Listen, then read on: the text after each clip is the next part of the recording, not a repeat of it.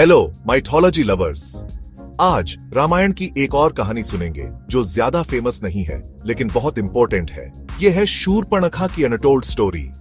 शूर्पणखा, जिनका असली नाम मीनाक्षी था, वो रावण की इकलौती बहन थी।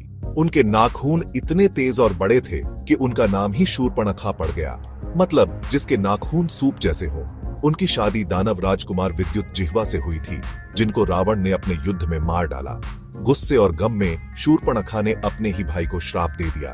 उनकी कहानी में असली ट्विस्ट पंचवटी में आता है। उन्होंने राम और लक्ष्मण को शादी का प्रस्ताव दिया, लेकिन दोनों ने मना कर दिया। गुस्से में उन्होंने सीता पर हमला कर दिया और लक्ष्मण ने उनकी नाक और कान काट दिए। इस बेइज्जती से बदला लेने की आग में वो रावण को भड़काती है सीता को किडनैप करने के लिए, और यहीं से राम और रावण की लड़ाई शुरू होती है। ज्यादातर लोग शूर्पणखा को विलेन समझते हैं, पर उनकी कहानी और भी कॉम्प्लेक्स है। अपने पति की मौत और अपनी बेइज्जती का गम ही उनकी हरकतों की वजह था। कुछ कहानियों में तो यह भी कहा जाता है कि उन्होंने राम की मदद करी थी, अपने भाइयों खर, दूषण, रावण, कुंभकर्ण और मेघनाद की कमजोरी बताकर। और सुनो, कुछ कहानियों में शूर्पणखा को नयनतारा नाम की एक शापित अप्सरा बताया गया है। जब उन्हें अपना अतीत याद आता है तो वो राम की मदद करती है।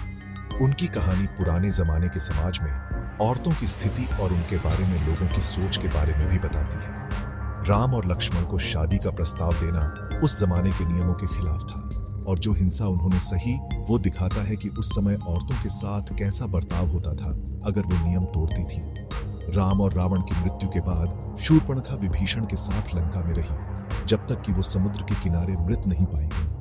उनका दुखद अंत उनके जीवन भर के संघर्षों और उनके चरित्र की जटिलताओं को दर्शाता है। शूर्पणखा की अनटोल्ड स्टोरी हमें रामायण की गहराई दिखाती है, हमें पुराने समाज, स्त्री पुरुष के रिश्ते और सही गलत के बीच के टाइमलेस जंग की एक झलक देती है। तो अब आप शूर्पणखा के बारे में क्या सोचते हैं?